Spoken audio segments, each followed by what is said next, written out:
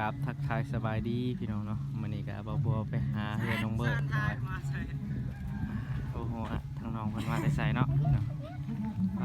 มาแต่ไสเนาะบัดนี้มาแต่ไปหาเก็บกระตกสบายดีเด้อสบาย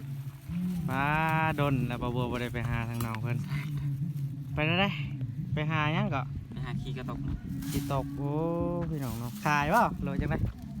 บ่ได้ขายเนาะเอามาดังพี่น้องเอ้ย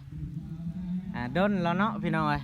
หลายคนเนาะก็ให้บ่บัวมาอัปเดตเนาะ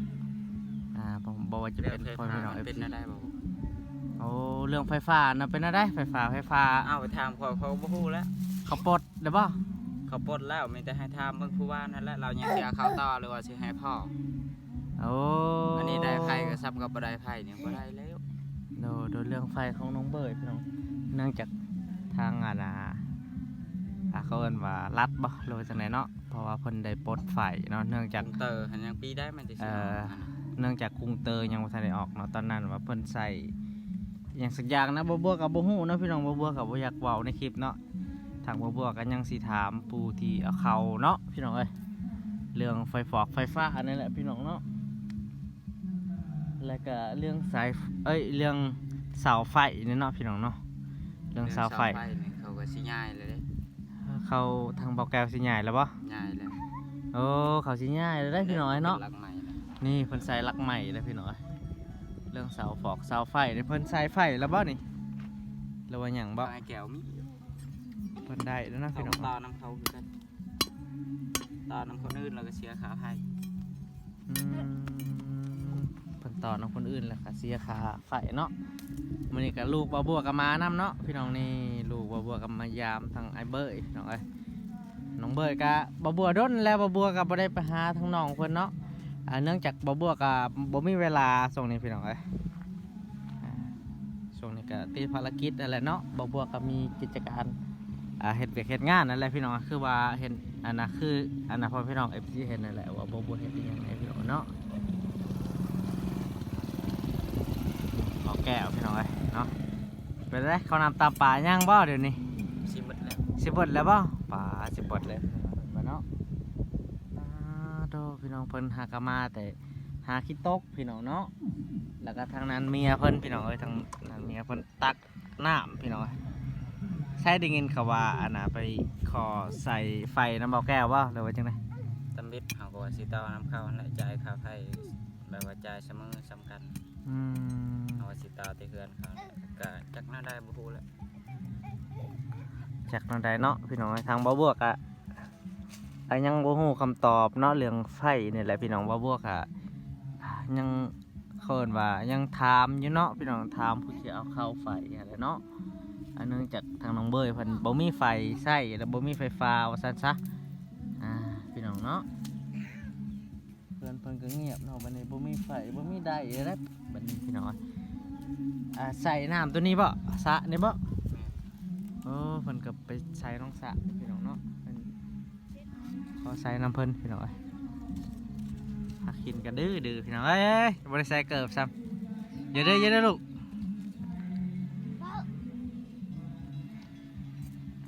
ท่านว่าข้าวน้ำตามป่ากับสิเบิดแหละพี่น้องเดียวบ่บัวสิเข้าไปอัปเดตเนาะหลายคนก็อยากเห็นน้องเบอร์เนาะให้บ่บัวไปอัปเดตให้พี่น้องก็มาแล้วเด้อพี่น้องเนาะเพราะว่าพ่อแม่พี่น้อง FC ก็เป็นห่วงน้องเบอร์พี่น้องเนาะให้บ่บัวเนี่ยไปหาพี่น้องบ่บัวก็ไปแล้วเนาะพี่น้องเนาะวันนี้ก็เพิ่นก็มาแม่นยังในกระเป๋าหั่นที่4เบิดบ่หรือว่าขี้ตกบ่มียังบ่ได้หาวิธี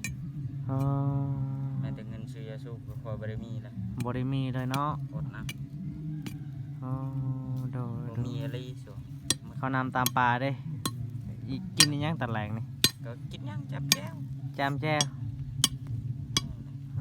เงินกับบ่มีซื่อเนาะพี่น้อง1,000-2,000ก็บ่มีจะเก็บเลยแม้แต่ยาซื้อ2-5,000กีบก็บ่มีปัญญาซื้อเลยมันคักเดี๋ยวบัวก็ต้องสงสารน้องเพิ่นเนาะเดี๋ยวบัวสิเบิ่งเงินก่อนจักหายจาก 10,000 เนาะพี่น้องเนาะพอมาถ่ายน้องเพิ่นก็อยากให้น้องเพิ่นซื้อหา ารการกินหรือว่าซื้อไข่มาทอดเนาะป้าเราทางเมียเพิ่นเนาะป้าหนักเดิบเลยเนาะนี่พี่น้องเอ้ย นักอยู่นะไม่น้ำใส ป้าเพิ่นอยู่น้ำใสบ่น้ำกินไปอยู่ไสนี่โอ้น้ำกินกับพุ่น อยู่เพื่อน ไปเก็บหลอดฮะมาย่างเอาไปกินลูกชายเฮาก็มานำพี่น้องมันนี่เนาะนี่ลูกชายคนรอพี่น้องไปเฮ้ยคนรอเลยนี่ไปพี่น้องเนาะมาเบิ่งเบิ่งเนาะพี่น้องเอาทักทายสบายดีนะพี่น้องเนาะวันนี้ก็บวกไปหาน้องเบยเนาะพี่น้องเนาะพุดได้เปล่าขึ้นมาพี่เดินอันฮะ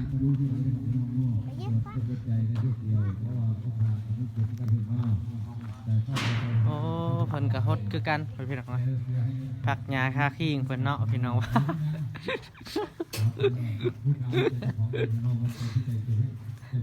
สร้างมาแต่ เป็นตามภาษาเนี่ย เพิ่นมักแบบสไตล์แบบบ้านๆเนาะ แมวเข้านะแมวเข้ากลางคืนหมดอาหาร คอยละหัวเลยพี่น้องเห็นประตูหน้าบ้านเพิ่นเนาะเพิ่นมักแบบบ้านๆว่าซั่นๆพี่น้องแบบตกแต่งแบบง่ายๆเนาะแบบป่าๆหั่นน่ะแบบบ้านป่าว่าซั่นๆพี่น้องเอ้ยบ้านดงบ้านป่าเนาะพี่น้องเนาะโอ้โตพี่น้องเมียเพิ่นกำลังตักน้ำใส่พี่น้องนะ ใส่ตัวมาโตเว้ย ห้ามใส่เมียนะจังหวะสิให้ ตาไม่ เพิ่นยู่น้ำใส่เพิ่นตักน้ำใส่ของพี่น้องเอ้ยเนาะเอาหลายผู้หลายคนก็จะเห็นเนาะพี่น้องเนาะวันนี้ก็มาลุยเฮือนเพิ่นของพี่น้องเอ้ยเนาะนอนอยู่ไสเดี๋ยวนี้นะนอนอยู่ตารางคือเก่าวะนอนอยู่เทิงแล้ววะพี่น้องเพิ่นนอนอยู่เทิงแล้วเด้บ่มีไฟบัดนี้คือเป็นอะไร จากลายมันเป็นถนนกัน มีแต่แนวเป็นเนาะรถก็ได้พี่น้องเอ้ยนี่ข้างนอกเพิ่นพี่น้องเพิ่นก็ได้ยูซอยเมียเพิ่นอยู่บ่หนาบตักซอยอยู่บ่ เพื่อน พี่น้องเอ้ย โดยสิเฮ็ดสวนใหม่ก็เงินที่ซื้อเหล็กตะปูมีระยะ บ่มีเนาะว่าสิเฮ็ดซ้ำนี้ก็ได้แล้วนะแต่ว่า สำนีมันน้อยเดียวเนาะ นั่นเนี่ยบ่ แต่งถั่วบ่ได้มีวัตถุซะ แต่หมก กัน ตัว เฮ็ดหัวแบบนี้น่าจะได้กินอยู่กันว่าบ่เฮ็ดทีสำนีบ่ได้เราบ่ได้กินมัน เนาะตะนางเนี่ยบ่อยู่บ่ เขาบ่เฮ็ดหัวสำนีบ่ได้กินมันแต่อันนี้ก็แบกเขาไปกินจักมันเข้าในสายบ่ฮู้ พี่น้องคนทางเมียเพิ่นพี่น้องเอ้ยเนาะทางเมียเพิ่นก็ยูรอให้พี่น้องเอ้ยตักน้ำเด้สเกนบ่เฮ้ยพาขินลูกชายก็มาพี่น้องเอ้ยเนาะพี่น้องน้องเบยเพิ่นก็หาก็มาแต่นั่นเนาะหาก็มาแต่หาขี้ตกพี่น้องเอ้ยแล้วก็ทางเมียเพิ่นก็ยูน้ำเนาะหรือว่าตักน้ำว่าซั่นซะนี่อันนี้ก็ลูกชายไว้เฮ้ยทุเห็นพาเห็น ตับเจ้า ถูไว้ถูบังดูถูดูถูบ่อยากถูเกือบกับบ่ใส่อีกพี่น้องเอ้ยถูใหม่ดูวันนี้ก็มาอัปเดตน้องเบอร์เนาะ บ่มีแล้วนะช่วงนี้เมื่อย เป็นอะไร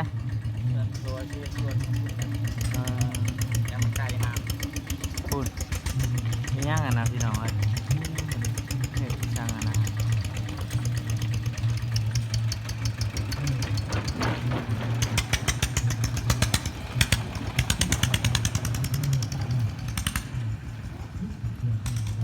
พอสิซื้อตะปูมันเป็นส่วน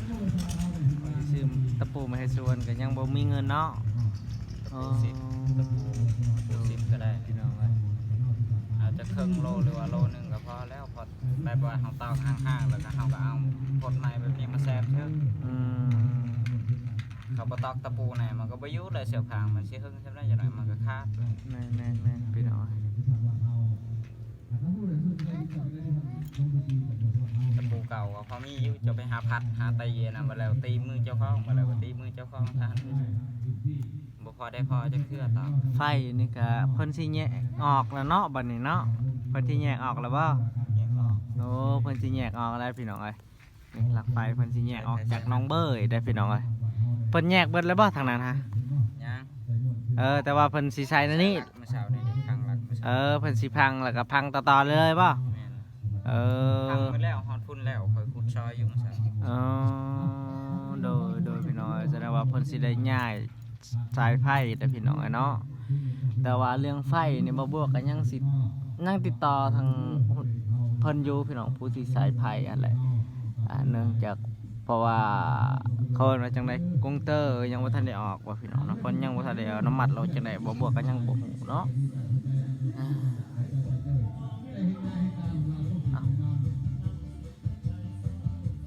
ไปได้ยังก็ไปได้ยังนะ เขาเฮ็ดยังเขาลิก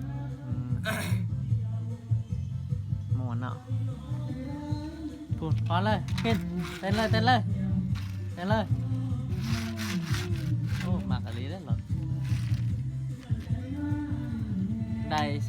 ส่ได้ก็ยังใส่อยู่บอกหรือว่าตัดไปเลย ใส่ได้นะ อ่ะ ก็ใส่ได้คือกัน ใส่ได้ป่ะ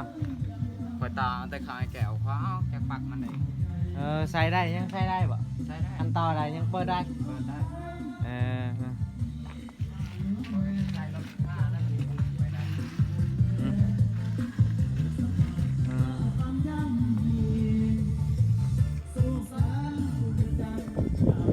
มีสายแล้วว่าจังไรเป็นตัดออกตัดมีอยู่นี่ปักเนาะคันว่าคันใส่ไฟใหม่นี่ต้องได้แล่นลงอีกได้พี่น้องเบิ่งผักเพิ่นเนาะพี่น้องเนาะขนาดผักเพิ่นพี่น้องนี่ขนาดผักของน้องเบยพี่น้องเนาะหมักแตงกับบุกบ่ได้บ่หมักแตงนี่ พวกมาเดียวนะ มาเดียวว่ะ อืมพี่น้องเนาะ เต้ย เฮ้ยหลายผู้หลายคนก็อยากเห็นน้องเบยพี่น้องก็เลยมาอัปเดตให้พี่น้องเนาะสภาพแวดล้อมก็สิประมาณนี้เนาะประเทศเต่าแล้วบ่เดี๋ยวนี้ ก็เศร้าเลย เช้าแล้วเนาะ มืดมาแล้วจะเห็น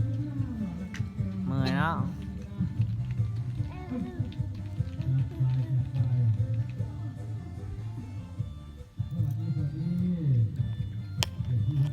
นี่คือบรรยากาศเกินเพิ่นพี่น้องเพิ่นกั้นแมวเพิ่นว่ายันแมวมัน ด้านล่าง เข้า ก็มืดดีละ แม่นตอนแรกในมืดเนาะมืดตื้อๆพี่น้องเอ้ยเนาะเนื่องจากตอนนี้ทางน้องเพิ่นว่าบ่มีไฟใส่พี่น้องเนื่องจากเขาปลดอิหยังสักอย่างเลยพี่น้องเอ้ยบ่พวกไอ้ฮู้แต่ด้นพี่น้องเอ้ยแต่ว่าบ่ได้มาอัปเดตพี่น้องสันๆเนาะจังได๋ก็ขอโทษขออภัยพี่น้อง FC เนาะทางบ่บวกก็มีภารกิจของตัวเองคือกันพี่น้องก็เลยบ่ได้ไปหาตางน้องเพิ่นเนาะ แล้วก็หลายคู่หลายคน FC นั่นนี่เนาะเพิ่นก็คอมเมนต์ว่าไปหาน้องเบยแน่ไปจังไดอยู่จังไดพี่น้องเรื่องข้าวน้ำตามป่าเพิ่นก็สิเบิดแล้วได้พี่น้องเนาะ เนี่ยไปเบะก็ใช่ ทั้งเมียเพิ่นตักน้ำพี่น้องทั้งน้องเบยก็ไปหาอยู่หากินกับบ่ได้เนาะพี่น้องเอ้ย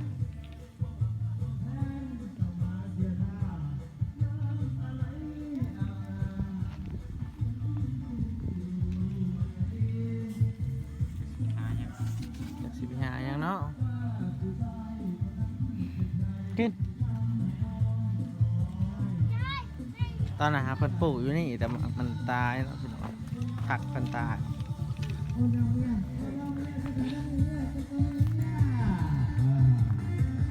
พยาบาลของเราอำเภอเราลูกพระเจดีย์เลยต้องพยายาม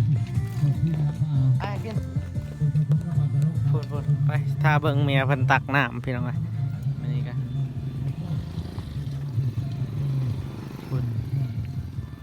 ค่ำเลยทางนี้มืดเลยพี่น้องเลยทางนี้พัดแจ้งอยู่เด้อ เตะผักกินเตะ กินเอ้ยเขากินมาพี่ไป เตะเรียบโบ เอามันนี่บัวสิระวังเด้อระวังเด้อเอาพี่น้องมันนี่สิมาเบิ่งเมียเพิ่นเนาะมาเบิ่งเมียเพิ่นตักน้ำเมียน้องเบิร์ดตักน้ำพี่น้องพูดเพิ่นกำลังโยน้ำต้องแต่งน้าปลากินนะเจ้าน้องแนงเพิ่นโย เอาเปะวันนี้ครับ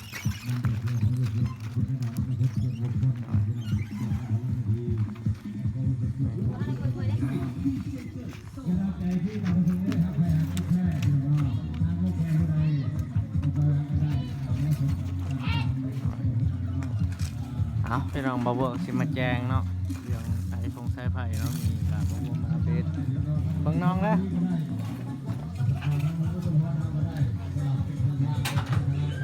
ผมเป็นกำลังอยู่นะพี่น้องคนตักน้ำใส่ห้องน้ำพี่น้องตักเข่าห้องน้ำเนาะ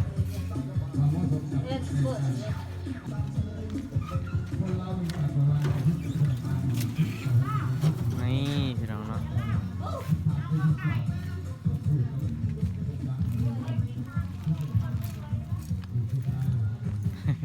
ตามติดชีวิตน้องเบิร์ดมานี่พี่น้องเลย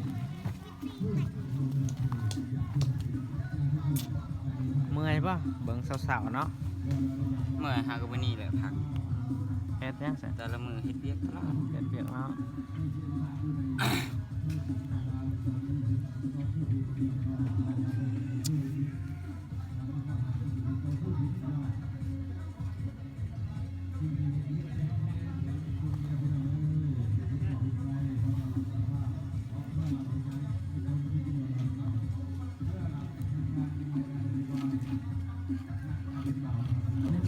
โอเคเนาะพี่น้องเนาะมื้อนี้กับบัวมาหาทางน้องเบิร์ดกับโบได้มีหยังพี่น้อง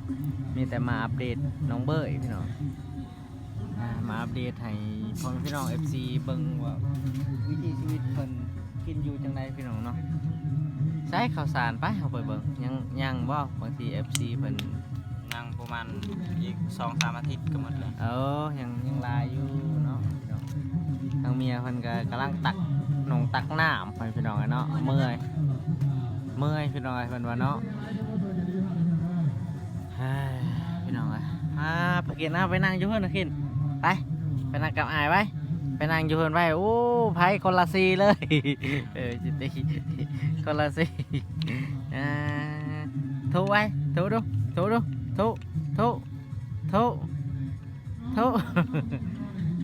ขึ้นพาขึ้นทุไว้ทุอายไว้ทุอายโตเกิบกับบอใส่พี่น้องเอ้ยเนาะบ่มีเกิบหรือว่าจังได๋วะ จับตาบอดตะวันเช้า พี่น้องเอ้ยเอากะสิประมาณนี้พี่น้องเนาะโอเคพี่น้องเนาะมื้อนี้บ่บัวกะสิให้เงินน้องเบยเนาะ20,000พี่น้องพอได้ไปซื้ออยู่ซื้อกินว่าซั่นซะน้อยบ่บัวกะมาถ่ายคลิปก็เลยบ่ได้ซื้ออาหารกันกินให้ทั้งน้องเพิ่นเนาะมื้อนี้ก็สิให้20,000พอได้ไปซื้อไข่พี่น้องเนาะพอให้พาเมียเพิ่นกินเนาะพี่น้องซื้อไข่ก็ได้อยู่ประมาณ2แตะบ่บ่ฮอด 2 แท้ 2-3 หน่วยเนาะได้อยู่บ่ ได้อยู่ ได้อยู่เนาะพี่น้องบ่บัวกะมีน้ำจิตน้ำใจเนาะพี่น้องเนาะเป็นเงินของบ่บัวเอง20,000นั่นแหละพี่น้อง กิน เห็นทั้งน้องเพิ่นว่าเมื่อยพี่น้องเนาะ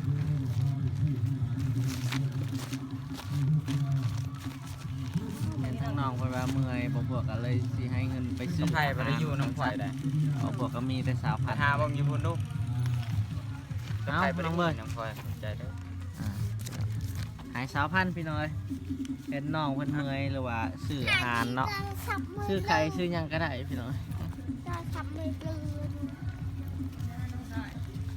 ซื้อไข่ซื้อหยังก็ได้ เราจานเถอะ เอาเนาะเอาเก่าโอเคพี่น้องเนาะสำหรับคลิปนี้บ่บัวกะมาอัปเดตให้พ่อแม่พี่น้องได้เบิ่งคลิปน้องเบยเนาะพี่น้องเนาะหลายคนก็คิดฮอดเนาะพี่น้องเนาะ เอาพี่น้องเนาะสำหรับคลิปนี้บ่บัวค่ะสิได้ปิดคลิปไว้เพียงสำนี้ก่อนพี่น้องเนาะก่อนอื่นก็อย่าลืมฝากกดไลค์กดติดตามให้บ่บัวในเด้อพี่น้องเพื่อกำลังใจให้บ่บัวเฮ็ดคลิปต่อๆไปพี่น้องเอาสำหรับคลิปนี้บ่บัวก็สิขอกล่าวคำว่าสบายดีน้องเบยเด้อสบายดีเด้อพี่น้องไปพี่น้องนี่ก็มาอัปเดตข่าวๆเนาะขึ้นบ๊ายบายล่ะบ๊ายบายล่ะนี่คนรอมายามทั้งบ้านเลยพี่น้องไปพี่น้อง